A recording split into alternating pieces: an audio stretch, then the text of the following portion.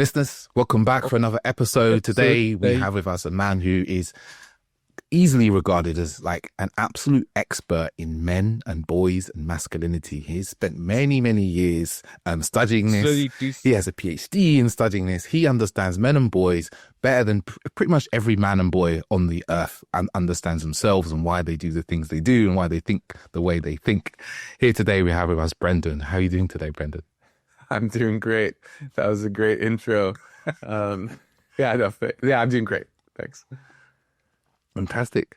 A question I was thinking about before we started actually is I like to always, especially with people that work with men and boys, is what are you seeing that's like really alive and maybe as of interest to you in your work that you're doing at the moment with men and boys? 'Cause I know you do a lot of stuff in schools and organizations and with young boys and older men and so forth. So I'm just really curious about like what's really kind of alive in the field, some might say, in the work that you're doing now. Yeah, what's alive in the field right now is probably, I would say that there's kind of been a shift. Maybe it's symbolically. I just felt like there's been a shift, and I've talked to other people in this space like myself, especially in the United States, like around the Charlie Kirk shooting and incidents, and they kind of bring up radicalization, bring up this polarization and how divided younger generations around gender, like politically divided, romantically divided, and it seems like a lot of this polarization is growing. And so there's, I think, added pressure and awareness of just how much algorithms are fueling so much of these so-called gender wars. So that's really alive. It's been alive for a long time, but I think there's like a reawakening of just like rage baiting culture and how algorithms hone in on our emotional distress and emotional dysregulation, and they build off that, play off of that, and that creates even more disconnection than we're already dealing with. And we're already dealing with a lot of lonely and disconnected boys and men. We're dealing with a lot of overly sexualized women, girls and women, and how the algorithms are also a huge part of that. So that's really alive in the field, at least my impression of it right now. But I would also say, I want to answer that what's alive for me is the role of boys and men needing to make purpose or find purpose and meaning in their lives. Mm-hmm. And there was this study done by Equimundo about American men once again. But I think this tracks to any other country I'm working with, and I'm from Canada. And it highlighted a really important issue, which is that boys and men who find themselves most inside of a rigid, restrictive man box, even though being in that restrictive man box is like has way more poorer psychological well-being outcomes for boys and men themselves and for those they're in relationships with, those boys and men inside those more rigid man boxes indicate a higher sense of purpose in life. So they feel like they have more purpose in life. And this also connects to another recent article that the young men who consume more red-pilled content, so content that is kind of saying equity, feminism has gone too far, and that men are now the true victims of society in culture today, and women, especially feminists, they're kind of the villains, and that at the end of the day, women only care about height, success, money, all of these things. They really emphasize those aspects, that young men who consume more red pill content have higher optimism about their futures and about the future of society. And I think that is what is really alive for me, because it's really important to reckon with how do we have these conversations in an effective way if like we're dealing with like an existential question here of like, if getting outside the man box is healthier, or we're trying to help people broaden and expand and to live more healthy, flourishing lives, which I absolutely am, we need to also face the stark reality that the way maybe that we're messaging it or going about it doesn't necessarily feel safe. It doesn't feel good, because that sense of purpose is really clear when it's a black and white thing of like, you do this as a man, get the woman you want, get the job, this career success you want. that's really like clear and offers a sense of stability and safety.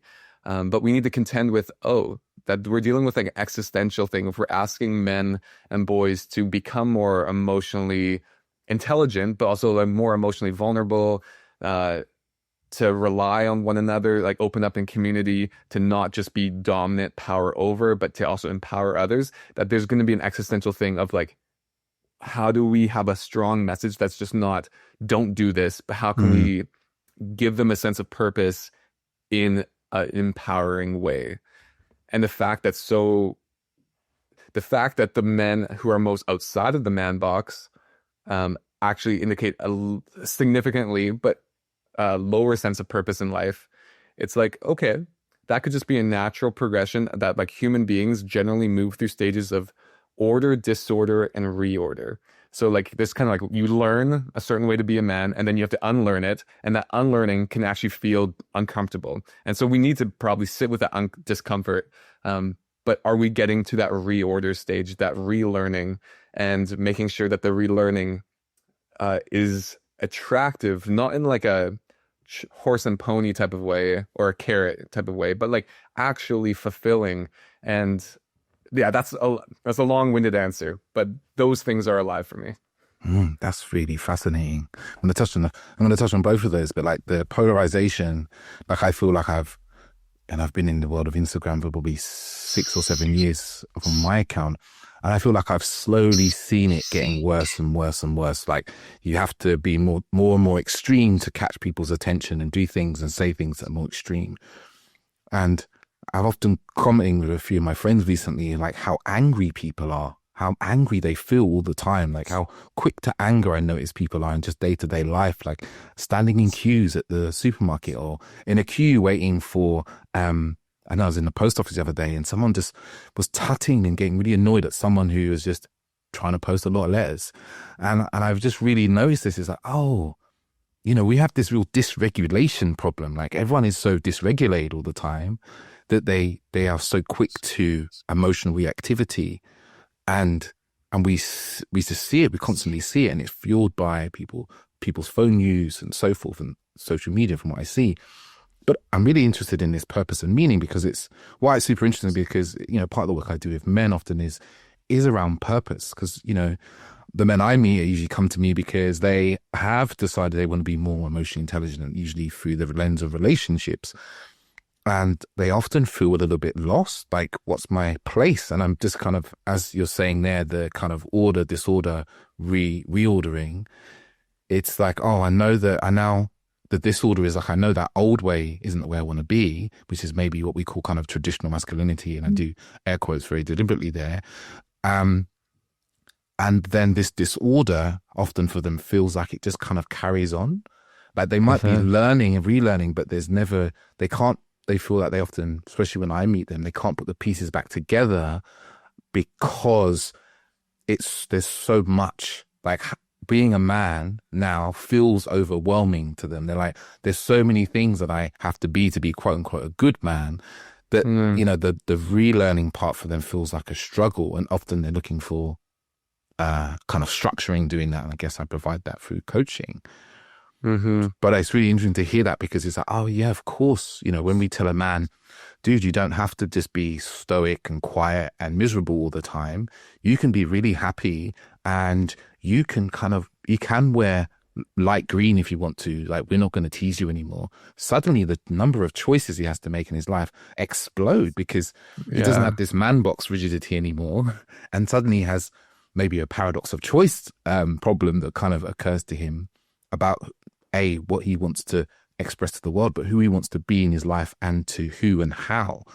And I can just imagine that I'm just trying to think about himself that can feel really overwhelming and very disorganizing. It's very similar to my experiences being a former high school teacher, where you think as a teacher, you're doing something amazing, giving them assigning this project, this unit end project they have so much creativity and flexibility to do like whatever they want in all these different directions. And you see how many students are paralyzed by the freedom. It doesn't feel, they've like, just tell me exactly what to do and I'll just regurgitate it and do it. There's a lot of people that prefer the clear black and white rather than like there's so many different ways to be a man. That doesn't like, I think we are struggling, and I don't think as a society we've done a great job at helping boys and men get to a reordered state, because a reordered state, in order to not be that same tyrannical rigid order, has to necessarily hold a lot of tension. It has to be like, okay, I'm going to reconstruct something and it's not going to be perfect. And I think people are worried because they've seen the harms of the traditional masculinity. And I think some men are like, well, if I own my masculinity again, maybe that's going to be problematic, or it's not going to be perfect. And so there's kind of like this tentativeness to actually go. And I can resonate with this on a personal level, that during my PhD, I feel like I lost my sense of masculinity, of like, does this even matter to me? And I kind of thought I was actually a bit more evolved as a human, being like, no, these are just human qualities. And I think that was a necessary part of the unlearning stage for me. But actually, since finishing my PhD a couple years ago, I kind of went through a reclamation process of like, actually, this doesn't feel good. It feels much better for me to actually own what masculinity is for me. And so figuring out my own reorder has been a long process. But like, I feel like personally, I absolutely have 3 kind of guiding pillars for my own reordered masculinity. What are those 3 pillars, if you don't mind sharing? Yeah, so that would build safety, show up, and give a damn. And so build safety, not just for other people in my life, but also, can I build safety within inside myself? And so I think 100%, like I think back to traditionally and in most cultures in the world, there's 2 roles or traits that are commonly associated with men. That's to be protectors and providers. And so we often narrowly associate that with like physical protection and financial provision. So for me, I want to expand. I don't want to take away. I really just want to add and expand what these mean. So build safety. Absolutely. Building safety could come through like physical protection. It could come through financial provision, but a huge piece here is emotional safety. Can you create emotional safety for people in your lives? And can you create that for yourself? And that requires a constant listening. Like you kind of constantly have to be using emotional intelligence to check in if what you're doing is actually building safety for yourself and for people in your life. So these are constant processes. It's not like a check and done. But that's build safety. Then show up for me means like follow through on your word, show up for your community, for others, follow through with what you're going to say you're going to do. And it also means show up to have the hard conversations, face yourself in the mirror, show up for accountability for the consequences of your actions or the impact of your actions. And then the third is give a damn, which means just care. I do a lot of work with teachers and coaches, and they constantly say the hardest male student to work with is the one that's apathetic, that the ones like nothing's deep, like that, it's not that deep, bro, or just like they don't want to engage. So many people would rather have, and I know there's going to be differences of opinion on this, but I find myself in this category. I'd rather have a boy or work with a boy or man who cares about something, even if what he cares about is not what I think is maybe the healthiest or the best outcome, but it's like, it's easier to steer a car when it's moving. And so like, I feel like giving a damn about something, about personal growth, care about this world, care about others. Those are the 3 things that I have developed for myself. And I think they're fairly good metric for other people as well. Powerful. I love your own. What do you think of those 3 things? Oh no, it's funny actually, because I've been kind of tentatively creating a bit of a framework for inside of my work with men around kind of relationships in life. And one of the things that I'm starting to see is really, really important that we don't really learn is like, I've called it grounded safety. It's like the ability to create safety with ourselves and the ability to create safety in the people we meet, often in my clients, the women they meet. And I kind of saw it as things like clear communication, presence, a level of awareness, open communication, reliability, consistency, and ability to be caring and affectionate and so forth. And these I see as like the unsexy traits that are really, really valuable in relationship. They're unsexy. Men don't wake up in the morning and think, damn, I want to be really clear in my communication and be able to hold space really well. They don't think that. Yeah.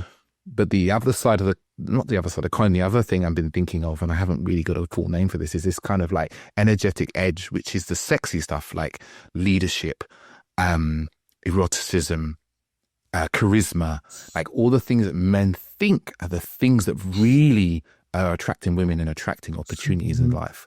And I guess what I'm seeing now is like a man who, most of my clients are like 30s and 40s.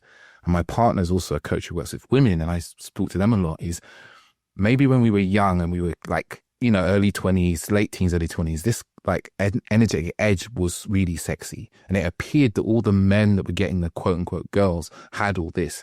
But as we become older and a bit more grounded and we want something a bit more meaningful, it shifts. These traits over here, which, so when you said building safety, I was just like, yes. And because, for me, showing up, the consistency, the reliability, the kind of integrity kind of comes into that piece. And the give a damn is actually, for me to some degree, is that energetic edge is like you care about something. Something is meaningful and purposeful to you and you're willing to state an opinion, go after it, say something about it, do something about it, and that is actually, I think in this day and age, it's actually still a really edgy thing for a lot of men to actually show they care about something and let alone publicly, but even privately with the people in their lives. Yeah, I'm just thinking, what's one of the main reasons why teenagers are drawn to red-pilled influencers? One of the main reasons is they enjoy or they value that someone's just confident to speak their minds. And I feel like sometimes I think that's a challenge even for myself, because I understand all this nuance, and sometimes I'm just shocked at how people on the internet can just say things so confidently that either they're so wrong about, or like it's actually like really harmful about. It's like I actually like weirdly admire it as I hate it, and I think it's destroying the fabric of society in many ways.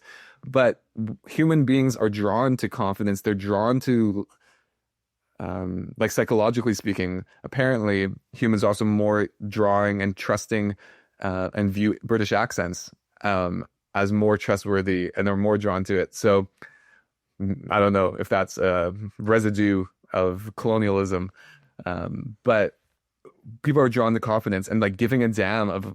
It's like so interesting with boy and guy culture of like you got made fun of for like some of these nerdy hobbies that you may have had, or feminine hobbies. But like if you actually like later on in life, if you like actually own that, you often get like so respected for it. Like Pokemon cards, people used to get made fun of when I was growing up. And then it's like, oh, now Pokemon cards are actually kind of quite popular. You see like Logan Paul with a Charizard around his neck. Things can change. And it's like so much of guy culture is dependent on what every other guy is doing and the group approval of is it cool, is it not cool? But so much of that is basing our identities and our authenticity on what other people think and say is valid. Yeah. And it's funny you mentioned the hobbies. I sit here on this other side of the room. I used to collect trainers. So at one point in my life, I had like 120 pairs of trainers, sneakers, Jordans, Nike Airs, all that sort of thing. Awesome. And when I first kind of started doing this, I remember being in my kind of early mid-20s. And other guys would like ridicule me. They'd be like, well, you're some sort of woman or something. He's got, or I'd be in a bar and I'd be talking to a woman and he'd come over and be like, this guy's got more trainers than you and more pairs of shoes than you do, I guarantee you. And I'd stand there and be like, yeah, I'm really into it. Like I follow the colors and the trends and blah, blah, blah. And then you've seen over the last, I guess 10 years, it's like huge industry of like reselling that's like popped up and people have become millionaires. And then suddenly other people have been far more interested in my, my interest than before. It's like we need, as men, we can be so seeking of approval of the group, even if it's at the detriment of who we are and who we really want to be. Yeah, absolutely. And we learn that at a really young age. And research shows that boys' behavior is policed at a much earlier age and much harsher than girls' behavior. So if boys stray from what is acceptable, parents are more likely to shut that down.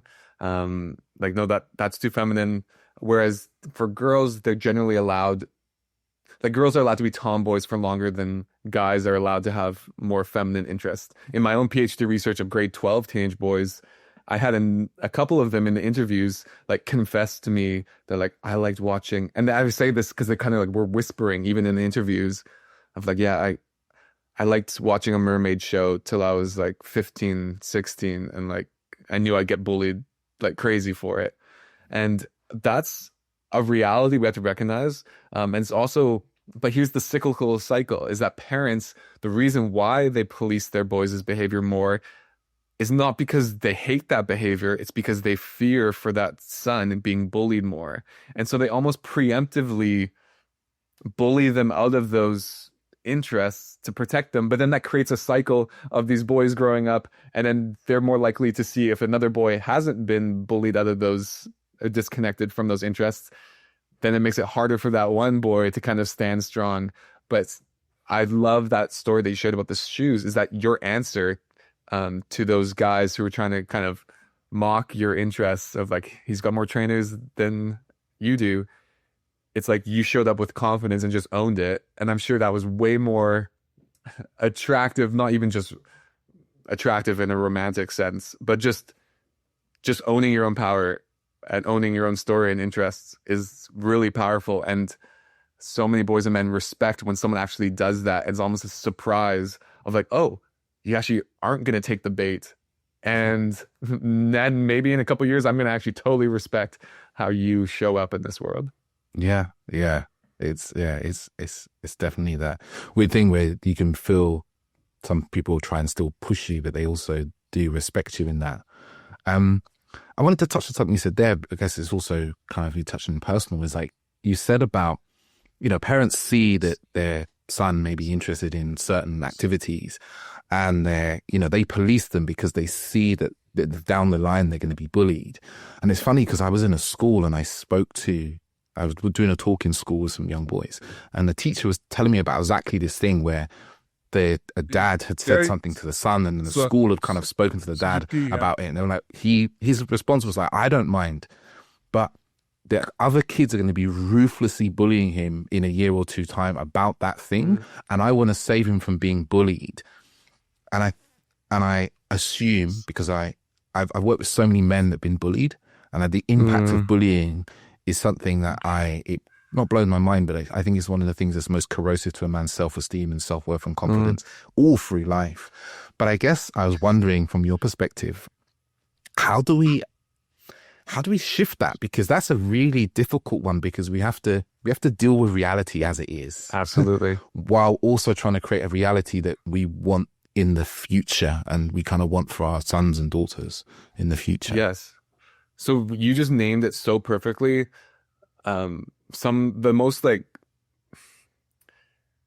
Most maybe is an exaggeration, but some of the most like psychologically healthy ways that humans can exist is being able to hold multiple truths at the same time.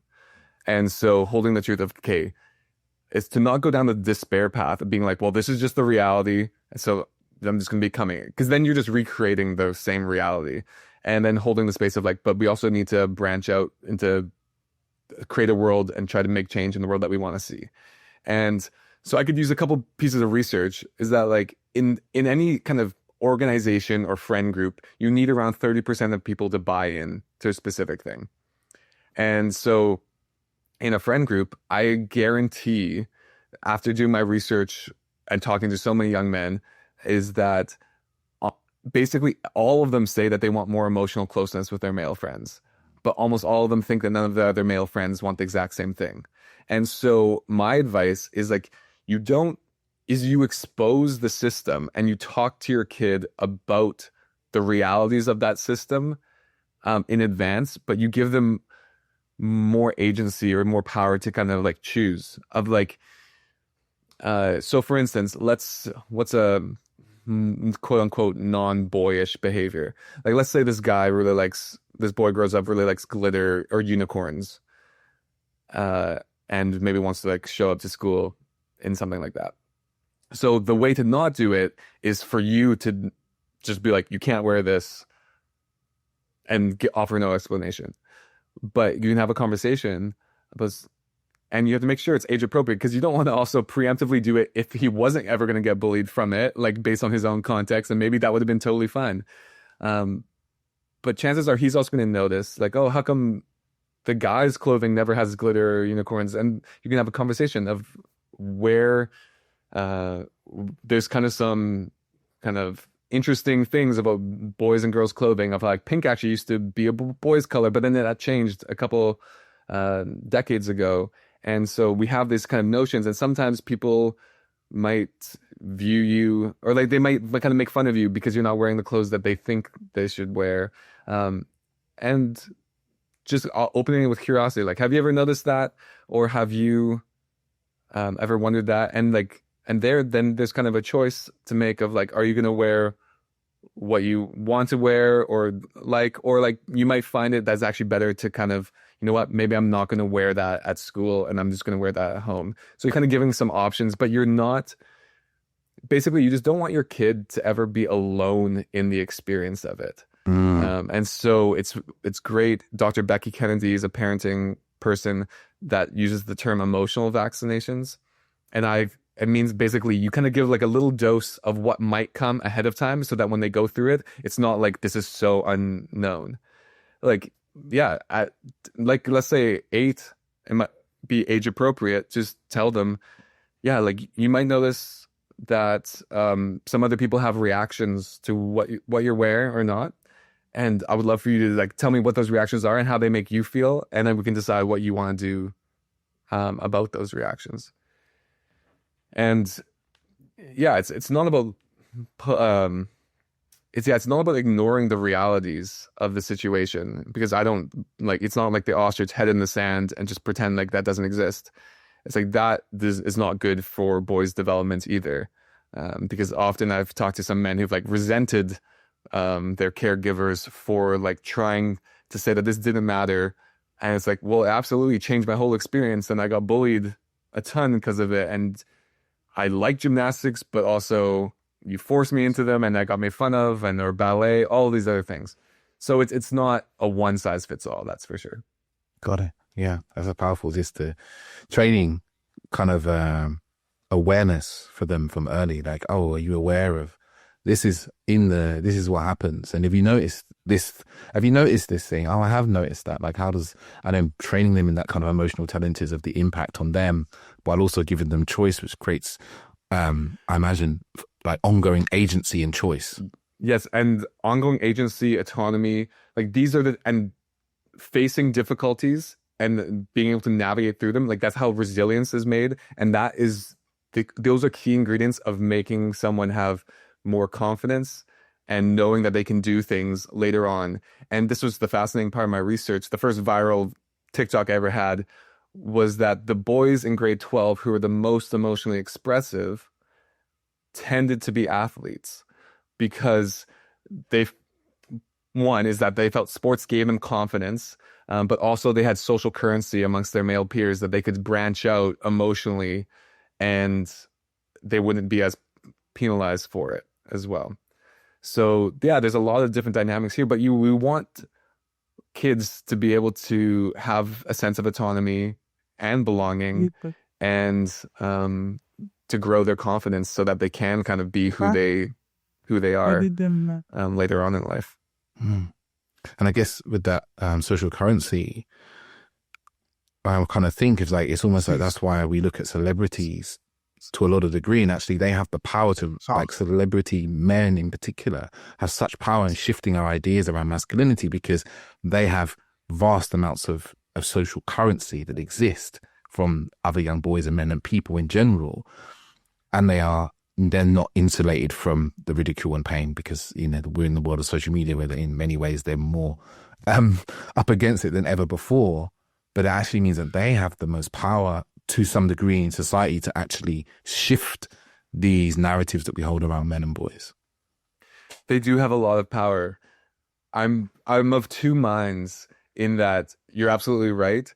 And like there's even research studies that like gay straight alliances in schools only reduce homophobic bullying if a popular straight male is also involved.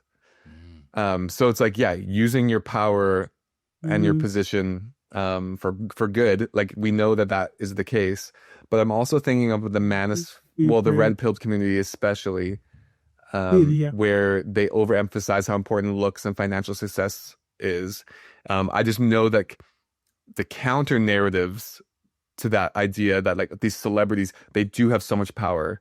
But I would say that there's specific celebrities that probably have more power for young men. And that's like, honestly, like the video gamers, the streamers, those that are doing athletic sports workout related content, those are particularly poised.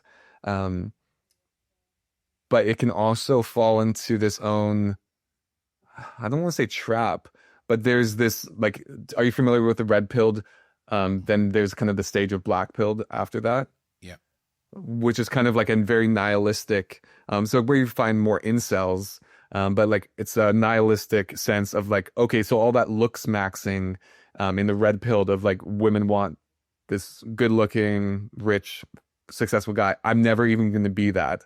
So I can't even do the red pilled stuff because that's too unattainable for me. So I think sometimes with celebrities, yes, they have power to change that. But they also, that can be used as a wall. Like, of course you can be that. Of course, Dwayne "The Rock" Johnson can do this thing because he's athletic, he's successful, and all these other things. But it doesn't necessarily resonate to like the everyday life of the teenage boy or the young man and his own friend group. Yeah. I've definitely heard that second piece said a lot. It's okay for you because you're good looking and tall. Of course you can do these things. Absolutely. Funny, even I saw it on a video, one of my videos I did on YouTube was about actually men, speaking to men who are in their 30s and 40s and never had a relationship. And the comment section, which is one of the most commented videos I've got, is just men saying exactly that. It's okay for you. I'm not good looking. That's why I've never had a girlfriend. I'm unattractive. That's why I've never had a girlfriend. There was pointing to, and I notice it over the years, is men who have struggled, particularly in relationships, because that's often where the kind of red pill, black pill content is pointing towards. Yeah. They point their problem to something they can't change. I think this is it's a human thing. I see with a lot of people, we point our problems to something we can't change. Like even red pill pointing the problem with dating and relationships is feminism. They can't change feminism. It's women, and women do it too, pointing a finger at like, it's men's fault that I can't meet someone. Dating apps are terrible because of men. We disown the problem and make ourselves powerless and to some degree victims of the problem. Yeah, absolutely. When they put an external locus of control, it feels temporarily, it's not empowering, but it kind of feels that way because like someone else is to blame for the state I'm in. But it actually makes us less likely to ever change because it actually diminishes us from our power. We're giving our power away to someone else. And my favorite concept in psychology is called the trauma triangle, where people get stuck in these roles of villain, victim, and hero. And we can be all of these parts all the time, but essentially, and I think our society and the internet especially around gender issues, like we get stuck in villain victim at the same time. So villains like to blame, victims feel powerless, and heroes feel superior. It's like morally superior. And this just regurgitates a cycle. So like people often, we blame others and we feel powerless to stop it. And we're going to blame others because we feel powerless. You need to change in order for this to feel better. And they've done research around like incels as well, that they overestimate how much looks and money matters, and they underestimate how much personality, and there's something else, personality, maybe humor or confidence actually matters.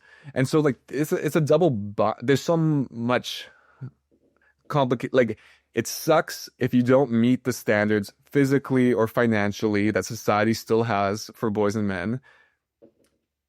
And yet it's like, it's like you can look at those standards and be like, oh, it's easy for you to say because I'm not this. And then to find that safety and that self-love and trust within yourself is really hard because so many, for so many, especially heterosexual men, boys and men, is that women and sex have become like a way for our emotional needs to be met. and we don't know how to meet our own sense of longing, of aloneness, of loveness, of adequacy within ourselves. And so we have found that. And I think that's one of the, we talked earlier about like what's really present, like algorithms. One thing I think is super important is like the rise of like AI porn or AI girlfriends, of like having that intimacy need or that desire for emotional closeness in the branch. It's always in the branch of sexuality, of where so many boys and men have kind of like, in my PhD research, I call this women as emotional safe havens, was one of the themes I found, is that many teenage boys felt like the women in their lives, they could be a bit more open with. There's less walls and less guardedness. And I also found it fascinating that some of the most common comments I see amongst adult men online that are anti-women are like, I trusted a woman once and then she broke my heart. And I want to honor that actually probably was a real experience and super painful. Absolutely. Your vulnerability used against you is a terrible thing. So much empathy for that. But I often think, like, have you actually been that emotionally vulnerable with the males in your lives? So like, were you kind of putting all of your eggs in the same basket of this one woman being that emotional conduit?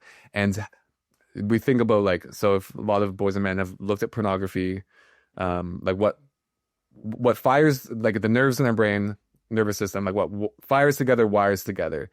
And so yes, I think so many men want to just say like it's a biological, physical need to jack off and look at porn.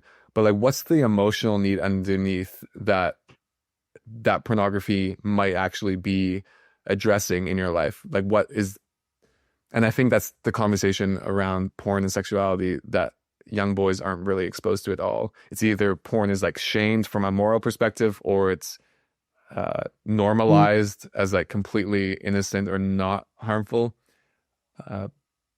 But I think like we need to be curious about like what emotional need is underneath.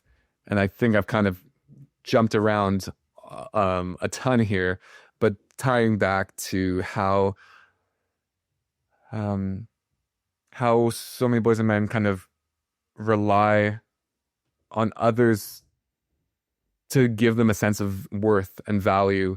And it's really hard to find in yourself, especially if you don't meet the standards of like, I'm not the physically good looking one, I'm not tall enough. So many guys lie about their height on dating apps. And it's so easy to get into a bit more resentment based identity, I guess, in this society today. Yeah. And the piece you were saying there about the emotional need underneath the action of say watching porn, for instance, or even chasing sex, for example. And I'd love to get your take on this. I often feel that when it comes to men, we kind of simplify their problems, and we almost refuse to look at the underneath emotional need or the root cause of what's happening, and just kind of look at the top layer, even pathologize to some degree about men and boys. Like, they watch porn, it's because they're lazy. They, they're not interested in misogynistic. Yeah, they're not interested in co-creating relationships, or, they don't communicate well in dating. It's because they can't be bothered and they just see women as tools. We don't drop down very often and go, actually, wait, what's the emotional need that's there? What's the kind of emotional deficiency or the skills deficiency that's there, and why did that come about? That might not be this individual man's kind of flaw. I'd love to get your take on that. Yeah, absolutely. The number one thing, I'm going to talk specifically about younger men here, especially, is that when I ask teenage boys, if you were to describe what being a teenage boy is like in one word, what was the most common answer? Any guesses? Hard. Related to that, but lonely. There's a diverse range of answers, but that was the number one common term. And there's a lot of loneliness. And I'll even look back on my own teenage years, and I want to ask you the same, that it wasn't until I was hearing all these teenage boys say how lonely, especially early adolescence, like 14, 15, 16, those years especially, were really hard and difficult. They felt like they had to wear the mask of masculinity the most. They couldn't be authentic. They didn't really have anyone to talk to during those years, especially at school and their social groups. But it wasn't until I was reading these things where I started to realize, oh my goodness, I was so lonely as a grade 8 and 9, and I did not realize it. Like I would have never owned that because I think like I was still a good student. I was athletic. Like it seemed okay from the outside, but it wasn't until like I've actually had to acknowledge for my own sake, like, oh, those were actually very difficult years. And it's so interesting how easily I could have just bypassed and like not reflected on that. But I almost want to ask you, like, how were your teenage years for yourself? Yeah, it's funny you mention it because there's some almost mirrors. Like, you know, I was athletic. I played a lot of sport. I had people around me, but like, you know, I remember like home life feeling super lonely. You know, my mum was going for a really tricky marriage and divorce, and I didn't really, you know, maybe one of my good friends knew, but I didn't really tell anybody. And then funnily enough, I probably told the women in my life a lot more about what was going on, girlfriends or female friends. But it is this period of life where I felt, when I look back, it's like you're trying to figure out who you are. You don't know who you are. There's part of you wants to follow along and kind of be quote unquote cool. There's a part of you that doesn't really want to do that because, you know, that doesn't feel quite right. And you're kind of constantly trying to figure out who you are through taking action and doing things and saying things. And it's just a very confusing time of life. It is. And I would say it's even more confusing with algorithms and all of the messages around masculinity today. Like it is even more difficult of a minefield. And I love what you shared. And it reminded me that I compared the most emotionally expressive grade 12 boys to the least emotionally expressive grade 12 boys, of how different their growing up experiences were and their beliefs around masculinity. And there was only one real major difference between the two groups. And that was the boys who were highly emotionally restricted. They didn't like talking to people about their emotions. They had a much significantly stronger sense of loneliness in the world. And I want to emphasize here, don't picture loneliness as the kid that has no friends. Often these boys had tons of friends, but they didn't feel seen in their friendships. And so this really relates to Dr. Brene Brown's research that found, to her surprise, that the opposite of belonging is fitting in. Because belonging is being seen and accepted for who you are. Fitting in is contorting yourself so other people accept you. And the teenage years, the epitome of the teenage years is that this is a time of fitting in, of trying to, as you're finding your own identity, you're testing out a lot of different things. And there's not much space to make mistakes in the testing out. I think that's one thing that adults that I work with often say. They're like, if the internet was around when I was a kid, as a teenager, like the consequences of like just stupid things, like living forever, like that is almost like it terrifies them to think about. Like, I'm so glad that my learning process was not for the whole world to see. But that's the reality that teenagers are living in today, that there's not much.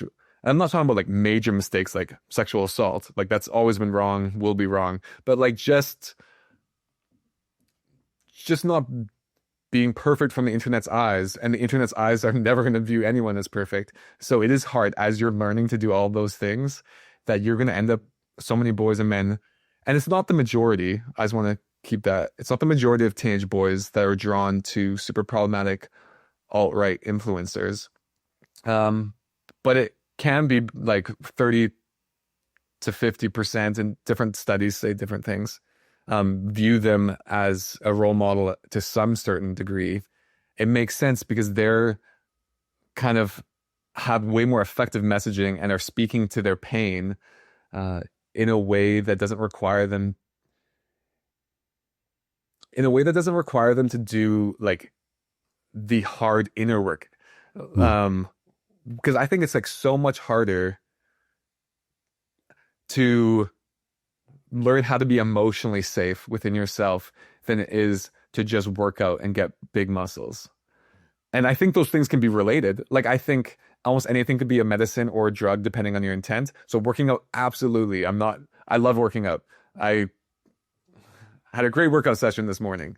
And I feel like I can still feel the endorphins from it. But the issue is that we so simply, like, we reduce what being a man is to these check boxes. And that is so much. I don't want to say like working out all the time is like easy. No, it takes discipline. But like check boxes are so different than like being in a relationship with yourself. Like, because that's evolving. And that is my struggle, is that I always think, like, in my own counseling sessions, I'm like, oh, I've been here before with my therapist. Like, I thought this issue was solved. It's like, I want to just check that healing off. Like, my relationship with my parents, solve that. My relationship with who knows. It's like, no, it's a constant endeavor. And I think it's more of a cycle. Sometimes this is referred to like spiral dynamics, where like you heal, but it's kind of circular and you get higher and higher on the spiral, but it's always going back to the spiral, and you always have to check in with all these different things. Yeah. I really resonate personally with that share there. And I just realized that all of this was preference to the question about porn, that I want actually, sorry, that I can get distracted easily, or I can get long-winded. But remind me of that. I did want to come back because there's a point in all of this about loneliness. What was the main question around porn? The main question was, I talked about the phenomenon where we look at men's problems just from the surface level and even sometimes pathologize, and we don't look at the emotional need that's driving that action, and even the deep-rooted reason why we are, maybe going after that in a way that isn't the healthiest for us. Perfect. So I would say that with pornography, that often the rates are getting younger, but this is happening around the second boy crisis is around the age of 14, 15, and porn is getting younger than like 12 even. But we are having exposure to these images that are developmentally not appropriate for their brains at that time. But it's becoming like, what emotional need is most prominent for teenage boys? It's loneliness. And so how does porn solve that feeling of loneliness? And it absolutely can. Like a fake sense, it's like it gives you a dopamine urge. It's the same way that our phones, we talked about a dysregulated society. When we are activated or triggered, how often do we just numb out on our phones? And it becomes like, it kind of feels like it's emotionally regulating us. Like looking at porn emotionally can feel like it's like, oh, I'm kind of like emotionally regulated again. But that's like the one trick pony. We're just wiring that system in our brain that like, okay, dopamine, this is a way for me to kind of get connected or drop in. And maybe depending on if you grew up in like purity culture, like you might actually feel a ton of shame after. So you have this really complicated relationship with the whole industry and the whole experience of it. But I would say that, especially if I was raising a teenager and they were looking at porn or having conversation about like the emotional side of things. Because we do just associate and reduce things down to like, okay, it's biologically harmful or it's a misogyny, and lots of porn is also really racist. And so there's all these important issues to talk about it with it. But so often it's like, what's the emotional need underneath? And there's 4 core emotional fears that humans have. And I'm going to actually take you through this exercise I do a lot. So I'm going to name these 4 things. And if you're willing to share, like, which one jumps out to you as the one that you'd least like to endure? And which one do you feel like you'd most like to endure or be okay with? So fear of being alone, fear of being unloved, fear of being disrespected, fear of being inadequate. Most comfortable with the being disrespected?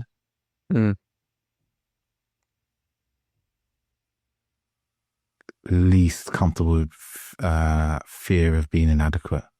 Can you say more about either of those? Yeah. I've noticed even in some of the stuff I've done in schools and with men, often men are very obsessed with being respected, and I don't really understand it. I almost am like, oh, someone ignores me or does something and someone's like, that person disrespected you. I'm like, no, they're just doing their thing. I'm fine. I'm not that fussed about it. the fear of being inadequate, that touches like a real core wound for me about not being good enough, which is probably the thing that like is most prevalent in my life in terms of fears and inadequacy. So just seeing that one is the thing, that fear like probably shapes my life way more than I want it to. And I have to come up against that constantly through my work and parenting and being a partner. Yeah. I thank you so much for sharing that. I can resonate to all the words in different ways. But fear of being inadequate, of not enough, is a very familiar feeling for myself as well. What's fascinating about those 4 words is like, I think, have you ever heard, and you kind of referenced that, like so many men think like women want to be loved and guys want to be respected. It comes from a terrible study, not like even academic study, of those 4 words. And they only asked men. They said, would you rather be alone and unloved or disrespected and inadequate? They paired them together, and there's like 57% chose disrespected and inadequate, that they would rather not be. And so from that research, that gave like the thing is like, oh, men would rather be respected than loved. And they never even did this with women. And now they've since done it, and they just separated them all. And actually the number 1 answer is unloved, that most humans have. And there's not that gendered aspect to it. But we still have that limited language, which like guys think that like the language used for boys' socialization is much more around anger. It's much more around this idea of respect. And so I think we have limited ideas of understanding what we want, what our needs are, when we think like we just want respect. It's like, maybe you do. Absolutely. That could be that's one of the 4 core emotional wounds and needs and fears. So absolutely. But how often is that respect actually just being like, because there's a sense of love, or you want to be respected because that's the only term you have language for, but there could be so much more underneath. And the reason why I asked for those 4 things is because I would want so many boys and men, if they are using porn in a way that doesn't feel good to them, to be like, are you drawn to using it because you're triggered in one of these 4 areas? Like, is your sense of aloneness being triggered? Is it like you're inadequate? Like something really stressful happened at work, and instead of sitting with that, it's like, okay, let me turn off my brain, look at some porn, and escape that way. And often these core 4 emotional fears relate to what triggers us in life. Obviously, things are way more complicated than that. But I would say like those 4 words I found as a pretty effective entry point to get curious about when you're doing a behavior that's kind of like a quick dopamine fix. What are we running away from in that moment? Yeah. What are we avoiding by yeah, that's really powerful to look at it in that kind of 4 way, because there's porn, we often, like you said, we're trying to self-regulate, or we're trying to avoid something, some feeling that we don't like. And the same with the phones. Yeah, the phones is a huge thing. One of my friends, who's a psychologist, just says like the best thing we can do, that's the simplest thing that we can do, is just turn off notifications on our phone. Like, just so that we don't keep on training our brains to be seeking something else. Like, let us have agency over when we pick up this device. Yeah, it's a game changer. I'll ask you a question about traditional masculinity, something I've been pondering, and I imagine you know way more about this than I do.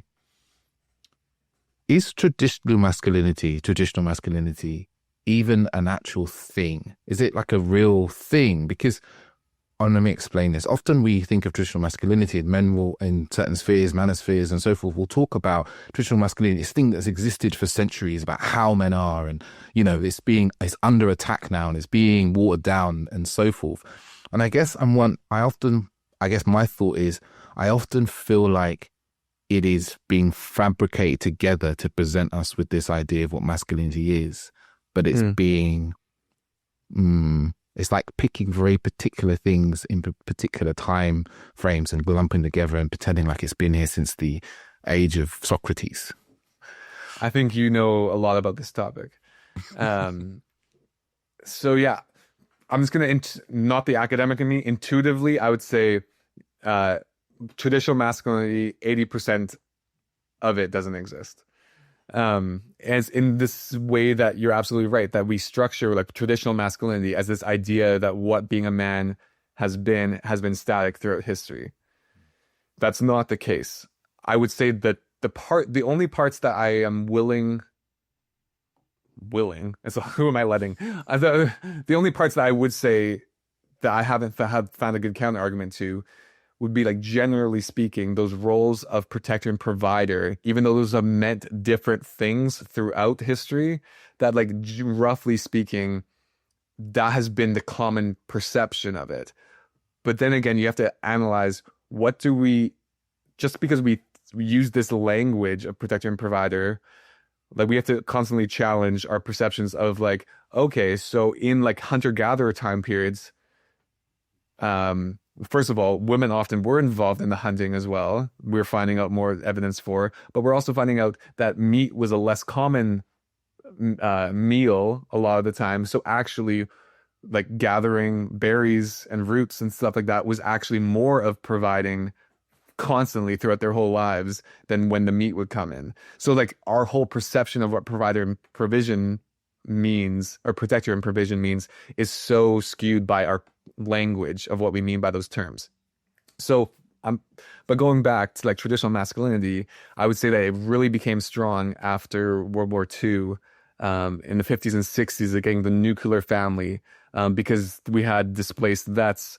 Like now there's so many more women in the workforce. We needed to kind of do some social manipulation to kind of give more jobs back to men that came back from the war. And like, there was a lot of motivation to get the nuclear family as this concept. And a good example of how our definitions can change over time, one is about cowboys and one is about Victorian men, is that in the Victorian, and you're in the UK, so perfect. So the Victorian era, one of the most esteemed traits of a man was his sensitivity, of his like sensibility, and I'm a bit far away from when I last read this research or this paper on it, but like being a respected man was someone who was like, first of all, there's a huge social class aspect to it, but in that social class, it was really respectable to be like sensitive to your daughter, to the women in your life. And so that was really highly esteemed. And then if you look at cowboys now in America, cowboys are generally seen as like the ideal rugged man. And cowboys, in the time period where cowboys existed and were created, there's a couple of reasons of why they were called cowboys, is that they weren't really respected as mature men at their time period because they weren't landowners. They weren't wise with their money. They were prone to aggression. And so part of cowboy, that terminology, is to refer to them as not being men, but also there's a racial component to it. It was that a lot of cowboys were Vanqueras, I believe, is a Spanish or even black men. And we know that enslaved people, in the history of enslaved people in the States, like one way to deny enslaved men's manhood was to keep on calling them boy throughout their whole life. So cowboy was actually a term that referred to them as they're not like these ideal men. They're like kind of more these adolescent type, not mature men. And now we use cowboys, or we see like movements that started in Canada, but in the States, like the Proud Boys, they're proud to be boys. And cowboys is like, we change how language is interpreted and means. So that idea of traditional masculinity being the same and unchanging throughout history, no, that's not true. But for the last 60 years, yeah, I would say that we've had a fairly common conception of what traditional masculinity is, that we mean it as like emotionally stoic, doesn't show their emotions, is physically tough, willing to fight as much as needed, be dominant, don't let others one-up you. So I would say there's enough traditional masculinity in our common zeitgeist in the last 50, 60 years that term makes sense from like a lay person level. But if you actually unpack it, it doesn't. It kind of falls apart. It's only been alive as long as, say, by our parents. Before that, it wasn't really something that was there. Fascinating. Yeah, and it was, and even during those time periods, like we have different movements. Like there's different mythopoetic men's movements that kind of rise and fall. Where, I would say the one thing that's been least unchanging is like the amount of power and men as leaders, like men as head of the family and what that means. Like that's kind of been maybe more stable, but like different relations of emotions, of I don't know if it was. There's so many different historical lenses to take on, like, well, even the Vietnam War in American history. I know I'm using a lot of American history here. A lot of the research is American. It's heavily biased that way. It's like the anti-war protests were like a huge social conflict because you had like these like it was viewed as super effeminate to not support the war effort, but then there were like all these peace-loving movements, like that was seen as so much of a threat to this like really rugged soldier that could just do anything that was asked of them. And then you had this huge tension, and a lot of administrations in the States were really worried and wanted to make masculinity, and people have been threatened around men being man enough for at least 100 years, if not more. There's a lot of evidence to go back that we have been concerned about men becoming too feminine and not being real men anymore. And that is still common today. But we have myopic vision that we think it's only to this generation. And we don't realize this has been ongoing for a very long time. Yeah. Yeah. Yeah. I remember reading Sam Keen's book, Fire in the Belly. And I think that came out in like the mid 80s. And he's talking about his conversation he's having in the early 70s, which is exactly the same thing about worries about men becoming too feminine. Brendan, this has been a fascinating conversation. I could probably sit here for a few hours and dive into these topics. We'll start to finish up there. I guess really quick question, literally a 30-second answer question. If there's anything you'd want the listeners to take away about men and the future of men, what would you want them to know? I always feel so much pressure that I have to change the world in what I say in this next 30 seconds. So I'm not going to do that. I would say that if I could wave a magic wand around the world, it would be for us to be able to hold more emotional discomfort for ourselves and for others. So if we can hold our own emotional distress for just a little bit longer before numbing out, and hold other people's a bit longer before reacting, before getting triggered, or we can be triggered even as we hold it, but not reacting out of that triggered place, and slow down our breath. Those are some helpful tools and things that I think would help a lot. Beautiful. Thank you, Brendan. I'm sure the listeners are wondering where they can hear more about you or bring you into their organization. Where can people find you? Yeah, great. Everything's on my website, remasculine.com. I'm most active on Instagram, re.masculine. But everything, you can contact me and find everything about me from there. Fantastic. Thank you, Brendan. Thank you very much for this wisdom and information and all the beautiful ways you put the stories and so forth. And listeners, I'm imagining that, this is a conversation you want to share with a man or a partner or a friend. Feel free to send this, share the love, because we're in this together, we're in this trying to create a better world together. I think that's a really important aspect of this work. But I'll finish up there and I will say thank you and ciao, ciao. Thank you so much, David.